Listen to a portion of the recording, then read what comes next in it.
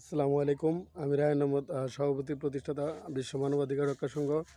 আজকে আমি এসেছি চিনাই গ্রামের সকল শিশুদের মধ্যে কীভাবে শিক্ষার আলো ছড়িয়ে দেওয়া যায় সেই জন্য কথা বলবার জন্য। চিনাইয়ের সকল মানুষকে শিক্ষার আলোয় নিয়ে আসার জন্য কাজ চালিয়ে যাব। যখন আমি অক্সফোর্ড বিশ্ববিদ্যালয়, কেমব্রিজ বিশ্ববিদ্যালয়, হার্ভার্ড বিশ্ববিদ্যালয়, স্ট্যানফোর্ড বিশ্ববিদ্যালয়, প্রিন্সটন বিশ্ববিদ্যালয়, সাইরাকিউজ বিশ্ববিদ্যালয়ে ভাষণ দেবো কীভাবে সারা বিশ্বের সকল জীব, সকল প্রাণী ও সকল মানুষের মৌলিক মানবাধিকার নিশ্চিত করা যায়। সেই জন্য কাজ চালিয়ে যাচ্ছি। বিশ্ব ব্রহ্মাণ্ডে মর্তালোকে সত্য নেই, শান্তি, অহিংসা, মৈত্রী, ভ্রাতৃত্ব, একতা, সংহতি, ন্যায্য ঐক্য, সম্প্রীতি প্রতিষ্ঠার জন্য কাজ চালিয়ে যাব।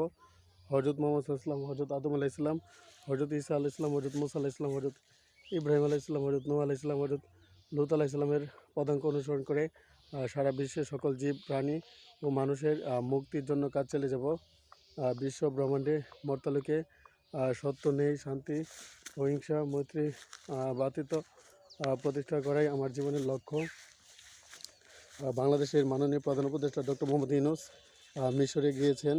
মিশরের ইজিপ্টে, কায়রোতে বিশ্ব নেতৃবৃন্দের সাথে কথা বলবেন। আমি তাকে আহ্বান জানাই সারা বিশ্বের সকল জীব, সকল প্রাণী ও সকল মানুষের মুক্তির জন্য কাজ চালিয়ে যান।